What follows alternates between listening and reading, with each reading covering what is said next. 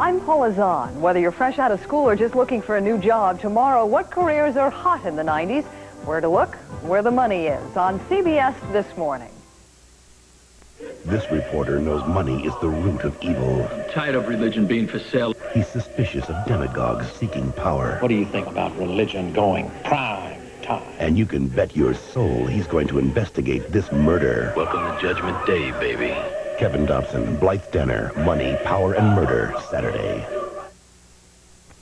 This is CBS. You're watching Indiana's own Wish TV, Channel 8. You're watching Indiana's only 24-hour television news service, closed caption for the hearing impaired. Now, Mike Ahern, Debbie Knox, weather with Cliff Nicholson, and the sports team of Fred Kalil and Mark Patrick. Live from Wish TV, this is 24-hour News 8. Good evening. It's been a night of waiting at the courthouse in Anderson. Jurors in the trial of Dr. Pravin Tocker began their deliberations late this afternoon, and they've been at it ever since. News 8's Rick Dawson has been covering the trial of the Franklin doctor accused of performing illegal abortions, and Rick joins us now live from Anderson. Rick? Hi, Ken. 6.5 hours of waiting and still no word, still no verdict from this Madison Circuit Court jury. After 4 hours of deliberation, the jury began closing arguments at 4:30 this afternoon. They heard from the 7-woman, 5-man jury. They heard final words from both sides of this case at that time. Prosecutors reminding them of the testimony of 3 former lovers. 2 say they became pregnant before Tocker performed abortions without consent. Another claiming Dr. Tocker tried but failed to perform an abortion. Defense attorneys, meanwhile, told jurors that these accounts are fabrications by jilted women seeking revenge against Tocker. As we come back live now, there are only a few lights on in this Madison County Courthouse. One of those lights is in the jury room, 4 floors above us right now, where 12 people are deciding the fate of Dr. Tocker. The defense attorneys, the prosecutors, the judge aren't even in this building. They've left for the evening until at least they hear word from this jury where they will return.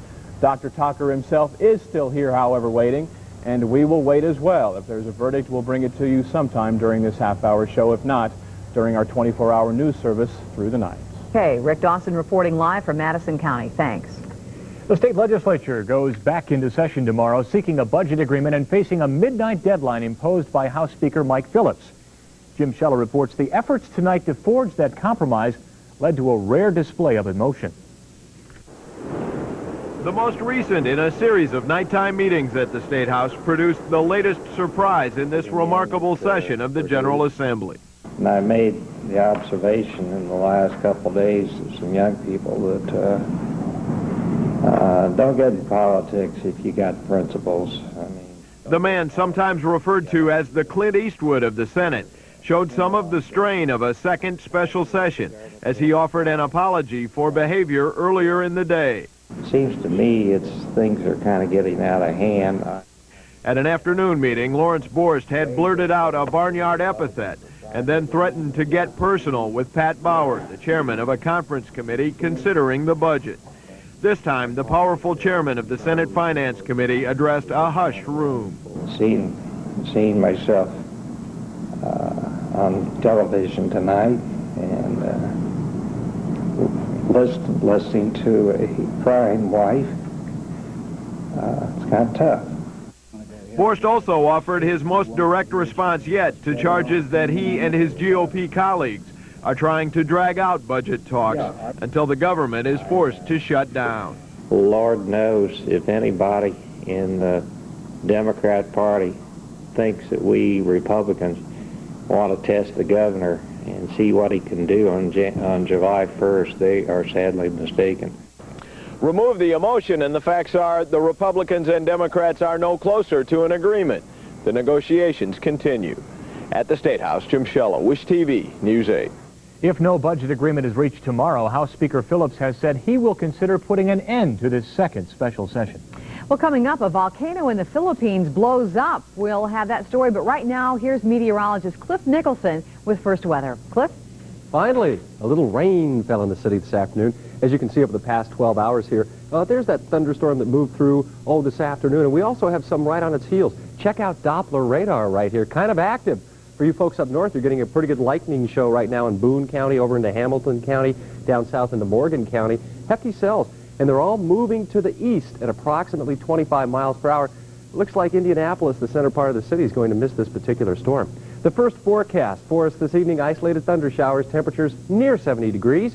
By the time you get up tomorrow, well, partly sunny, temperatures then in the upper 60s. We'll have a lot more in just a couple of minutes. A huge explosion has rocked Mount Minatubo, a volcano in the Philippines that's been spewing ash and lava for the past few days. Earlier tonight, a plume of ash and steam shot 50,000 feet into the air, visible as far south as Manila, which is 60 miles away. Just yesterday, about 15,000 people evacuated Clark Air Base because of the threat of an actual eruption. More than 1,000 essential personnel still remain on base for security reasons. There are reports tonight that the roads leading away from the area are jammed with traffic as residents flee in fear from the eruption. 2 small children are dead tonight in Houston, killed in a shootout between their father and police. Police say they were in the street when the father shot one of the children himself.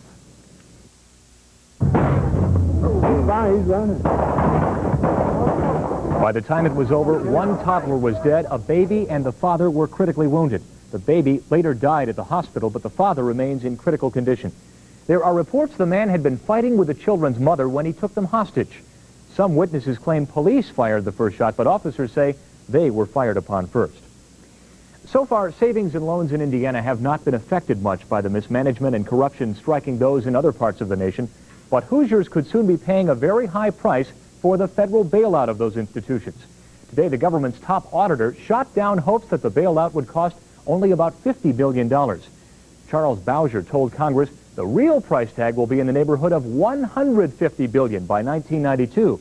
Now, for each of us, that could amount to an extra $1,300 on our tax return. $85 billion alone will have been spent on the bailout by the end of this year. Well, the battle between Eli Lilly and Company and the Church of Scientology heated up in the pages of USA Today. The Scientologists took out this full-page color ad in today's issue, an ad costing thousands of dollars, slamming Lilly's record with the FDA over Oraflex.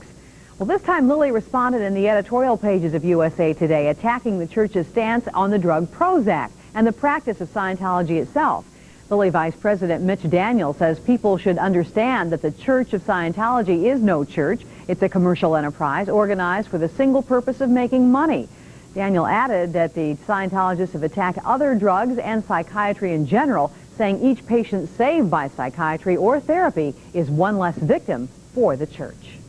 Well, coming up on News 8 at 11 o'clock, authorities look for the person who set an East Side fire in which one man died. And the Indianapolis Water Company is seeking a hefty increase in the rates it charges. Those stories and much more when we come back.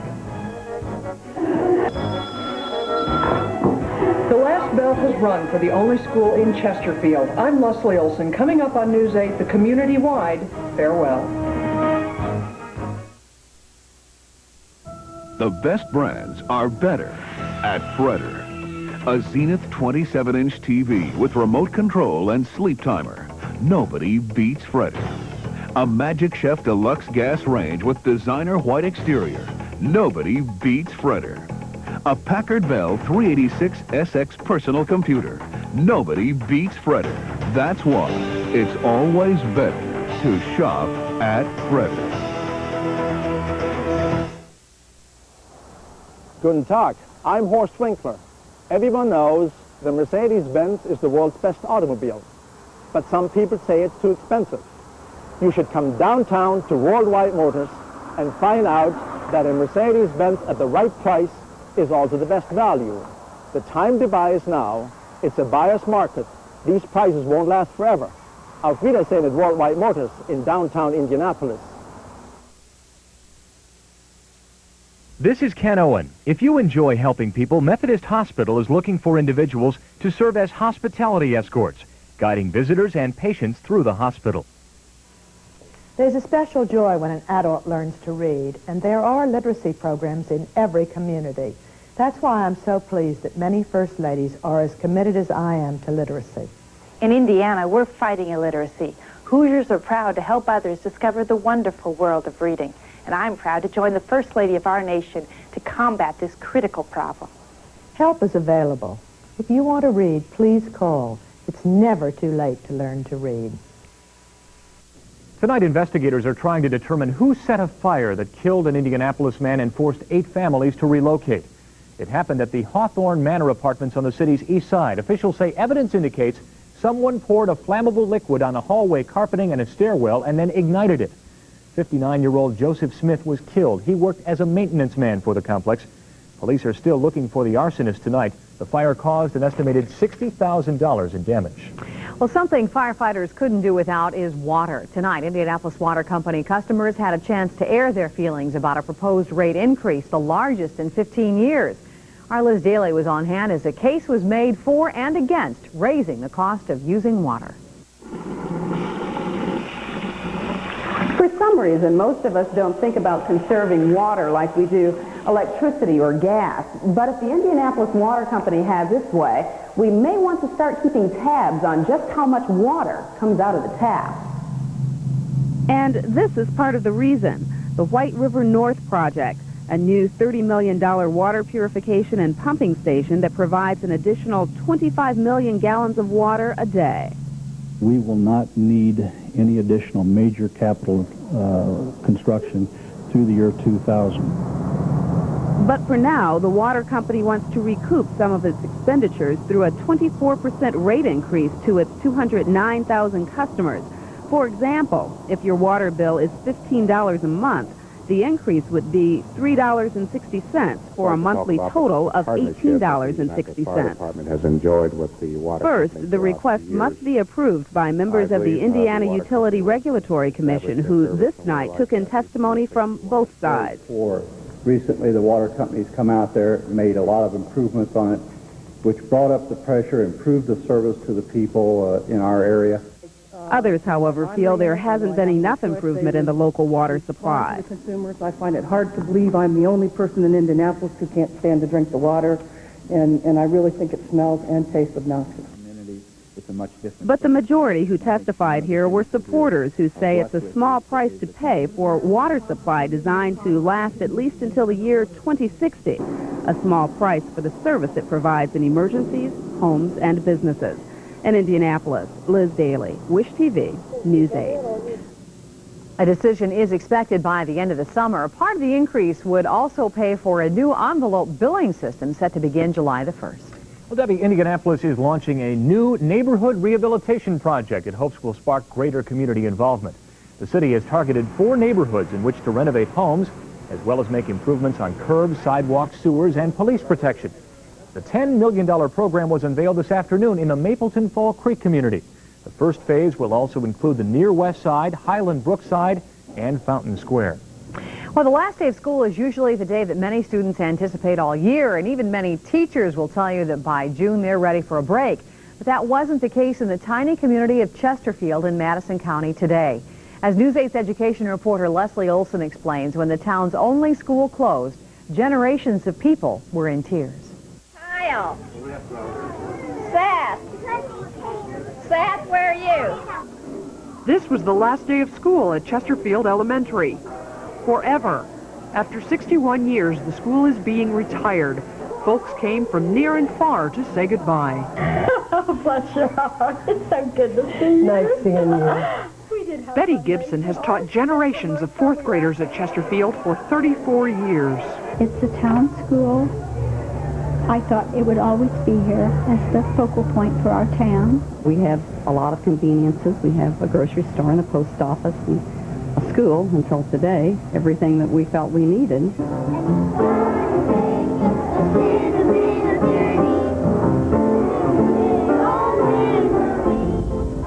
Students took the community on a sentimental journey that began in 1930. There were 4 rooms, 2 grades to each room. The community had about 300 people, and everyone knew everyone else. That community spirit was recently rekindled during a feudal battle with the Anderson School Board. They did talk about rebuilding and then tearing our section down. We were hoping they would. That was just to get your hopes up. As a final tribute to Chesterfield, the children sang songs from the school's 6 decades of community service. Everything from the polka to the theme from Miss America was included. There she is, Miss America.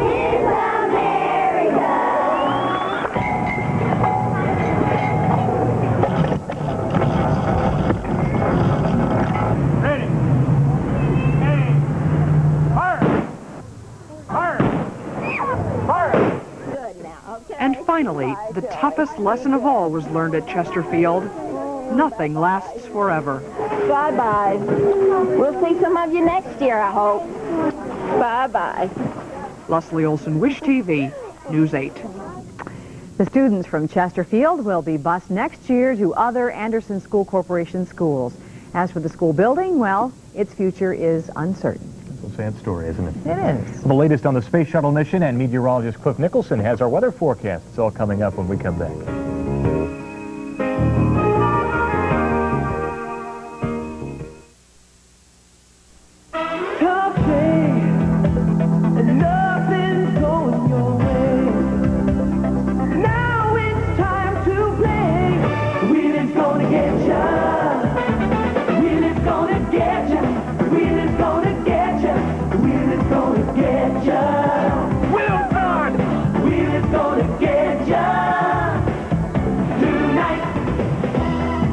Weeknights at 7 on Wish TV.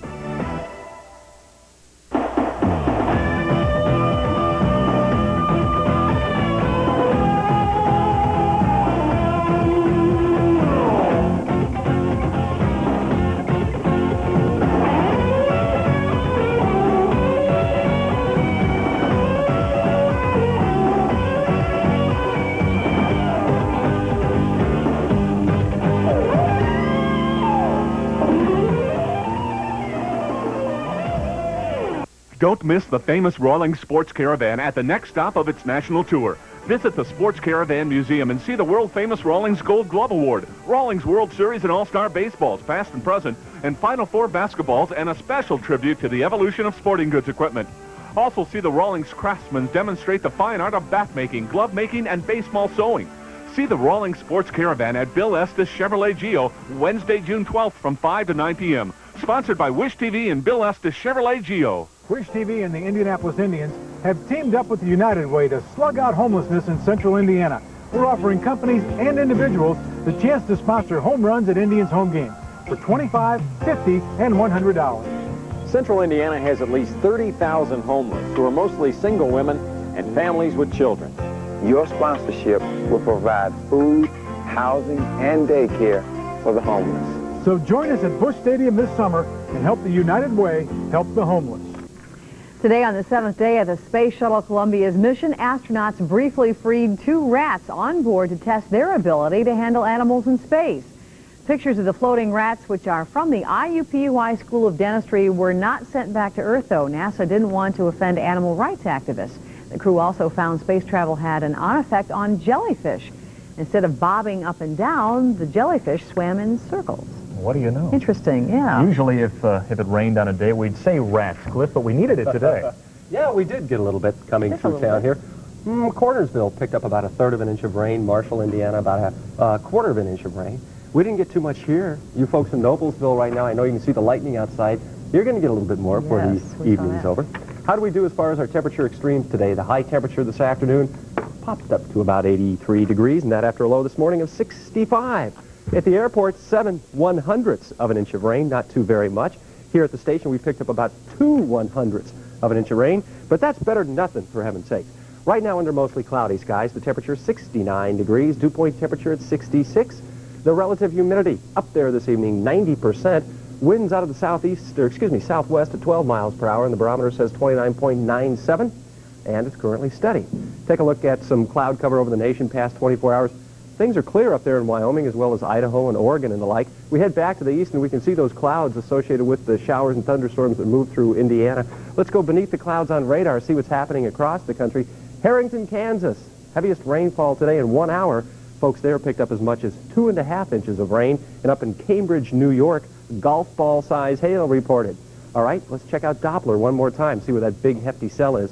Right now it's moving, as you can see, right near Noblesville now, again to the east at approximately 35 miles per hour. Here's one that's getting ready to come in, just a small one, into northwestern Marion County, and these appear to be dying down. I've been watching these for the past, half hour, and they're kind of dying down here. Also some showers down south. Again, all these guys are moving off to the east.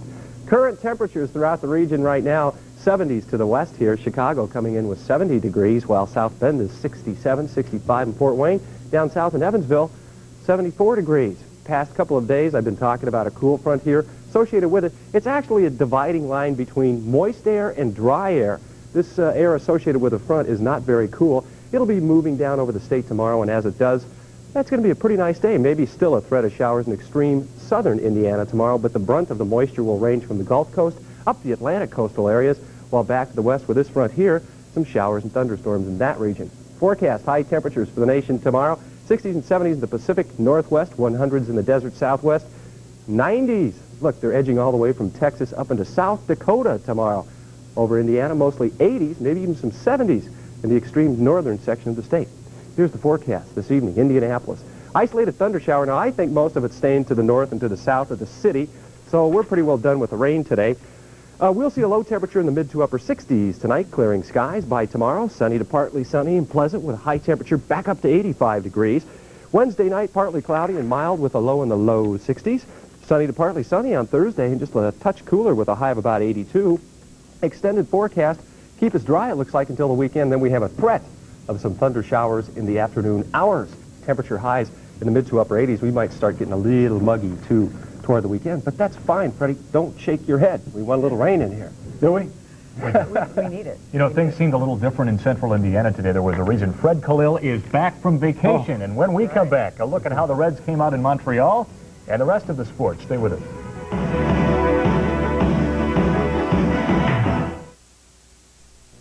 Payday. Do do do do do do do do do do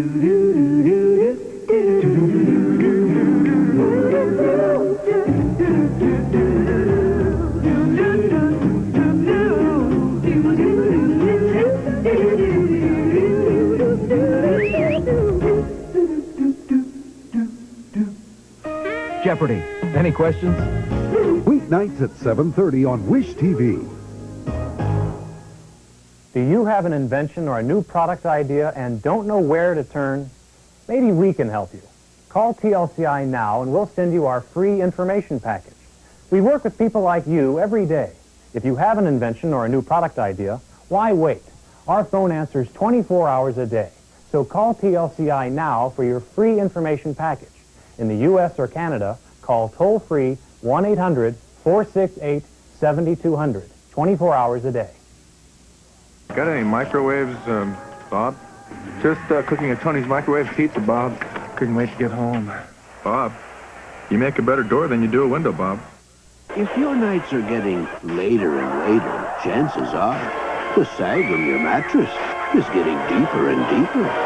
You need a beauty rest. Its unique individually wrapped coils are pre-compressed to give you a comfortable mattress that stays forever firm. Sleep on a beauty rest. And here's something you haven't heard in years. Good night, hon. Beauty Rest by Simmons. Forever firm. Save on Simmons bedding now at all Air stores. Freddie, I guess this is a sign of how important this series is to many sports fans. It doesn't really resume until tomorrow night. Here we are talking about it. The hype leading up to it, you know, you gotta spread it out for TV. Basketball. As we said earlier, NBC's loving this first year, right? Sure, it's wonderful. So we, as a rival network, got to root for 5 games and get them off the air. That's right. The Bulls and Lakers play Game 5 of the NBA Finals tomorrow night at the Forum in Inglewood. More bad news for the Lakers, though, who trail 3-1 in the best-of-7 series. Coach Mike Dunleavy says Byron Scott and James Worthy will not play tomorrow night.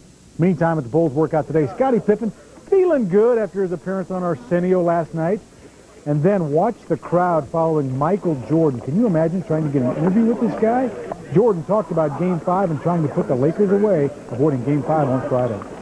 I'm certainly trying to put it out of my head. I mean, all you guys, everybody from Chicago has probably already got the parade started, and you know, all they need is a sealed victory. He's right. A couple of other NBA notes. First, the Washington Bullets traded their 8th overall pick to the Denver Nuggets for high-scoring guard Michael Adams and the 19th pick in the draft. Denver will now choose 4th and 8th. Larry Brown of the San Antonio Spurs has been given permission to talk to the University of South Carolina about its basketball coaching job. Brown has 2 years left on his contract in San Antonio. Tonight in baseball, Cincinnati at Montreal. Watch Eric Davis pulls up lame. Might have been bothered there with a muscle pull tonight. ED always seems to be injured. He's got some bad luck. Anyway, Chris Sabo, 3 hits tonight for the Reds. This one is a 2-run double. Norm Charlton gets the win off the DL. Final 6-1. Reds win. And tonight in Shea Stadium, somebody help this guy find his seat. Look at that. And if you're in it, plan on being bitten. Look at that. No help for the young K9. Kevin McReynolds, a 2-run homer in the fourth. Frank Viola gets the victory for the Mets. 2-1. The Braves lose to New York. On the National League board, Dodgers and Pittsburgh rained out. San Francisco beat the Cubs this afternoon in 10. Roger McDowell walks in the winning run in the 11th.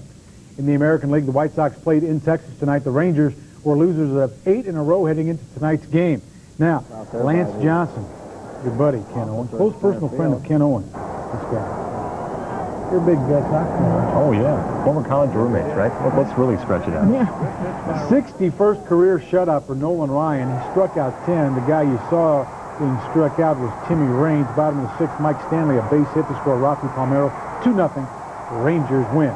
On the scoreboard, Minnesota continues that winning streak. 5-3 over the Yanks. Cleveland over Toronto. Kansas City got 16 hits tonight in shutting out Baltimore. Rochester, the Red Wings, over the Tribe. Big time. Finally tonight, it's time for the plays of the day. We'll pick it up with Minnesota's Danny Gladden. He was on camera tonight. What's the first thing Danny zooms in, focuses in on? Oh. Yep. They made a movie about her. Stone Cold, I think it was. Gladden all over. Whoa! Mike Huff in right field for Cleveland. And we had a great play at the plate. Casey Candell is going to try to score. John Kruk puts his gut behind it. Was Kruk, wasn't it? He's out. Those are the plays of the day. Was there a relay throw in there? I couldn't tell. There was a relay throw in there. That was a heck of a throw. I'm glad you brought that up. He didn't just... His gut's not that big. No. Thank you, Fred. Thanks, Fred. Patty Spittler with the Entertainment Report when we come back. Madonna might be getting into a baseball uniform. We'll explain that. Also, Julia Roberts says no to Kiefer Sutherland. We'll have the details in just a moment. I hate my job, but there's nothing I can do about it. That doesn't have to be true. You can change careers or get that high school diploma at home through ICS, International Correspondence Schools. It can change your whole life. ICS Home Study has the courses to make it happen. High school, TV, VCR repair, child daycare, computer programming, electrician, veterinary assistant, medical dental office, bookkeeping, legal assistant, interior decorating, gun repair, art, learning the personal computer, or get your degree. You can major in business management or accounting. And we provide all the materials you'll need at home so you never have to set foot in a classroom. So if you want a career, not just a job, or you want to make more money, ICS is your answer. Thanks, ICS. Call 1-800-322-3400 for free information on the ICS course you choose. There's no obligation and no salesman will visit you. Take that first step and call now. 1-800-322-3400. America spends a great deal on health care, but millions of people still have serious access problems. The HealthNet Community Health Centers are addressing this critical problem here in Indianapolis by providing quality services on a sliding fee scale. HealthNet's second dinner auction will be held June the 15th at the Westin Hotel. Senator and Mrs. Richard Lugar are honorary co-chairs, and Kay and Tom Binford are general co-chairs. To get your tickets, call 788-9769 and enjoy a wonderful evening for a healthier Indianapolis. Hi, this is Kathy Rigby with a great idea that will benefit the Indiana Society to Prevent Blindness. It's called Wheels for Sight.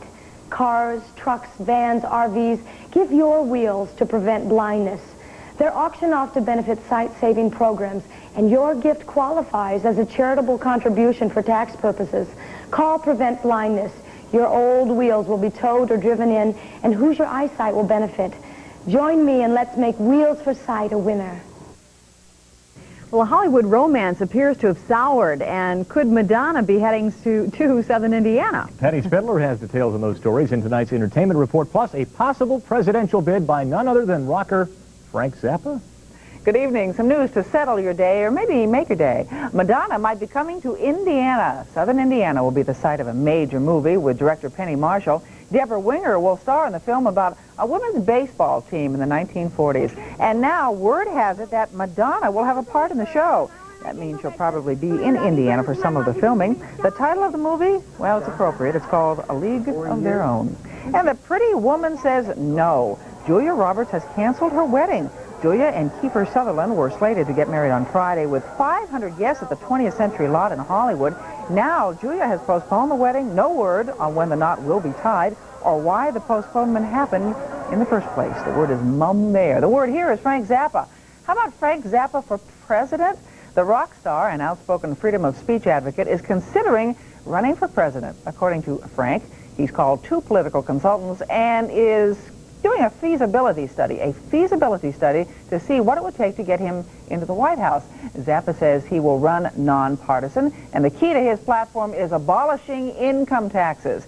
He says, how can I make things worse than they already are? About his chances, Zappa says, they're not good, but a chance is a chance. Well, I guess that sums it all up, huh? Have a good night. Ken and Debbie. Abolish income taxes. Yeah, it sounds pretty good. It might work. We'll be back right after this. Or $24.95 for 2 compact discs, plus $4 shipping and handling to Instrumental Magic, P.O. Box 1144-C, Monument, Colorado. Still a pretty good lightning show out there just north of Indianapolis. Let's take a look at radar here. That little blinking cell in northern Marion County is moving to the east at 25 miles per hour. It should be dissipating within the hour. Tomorrow we'll see a high in the mid-80s. Ken. Thank you, Cliff. Finally tonight, another story from our It's the Thought That Counts department. They're celebrating a 12-day Texas festival at the Kennedy Center in Washington, and today, to kick off the festivities, folks from Texas presented the National Zoo with a Lone Star state-style gift. I knew I'd have trouble with that. An armadillo. Trouble is, as it turns out, this isn't from Texas. It's a South American armadillo. Oh, they're cheating. Yeah, well, there's a reason for that, Debbie. The zoo does not have specially lighted cages needed to house the nocturnal 9-banded Texas armadillos. It can handle the 6-banded South American armadillo. Oh, I'm glad you cleared that up. Yes, that's right. That's our news this evening. I'm Debbie Knox. Now you can sleep easily. I'm Ken Owen. We'll see you back here again tomorrow. Have a great night.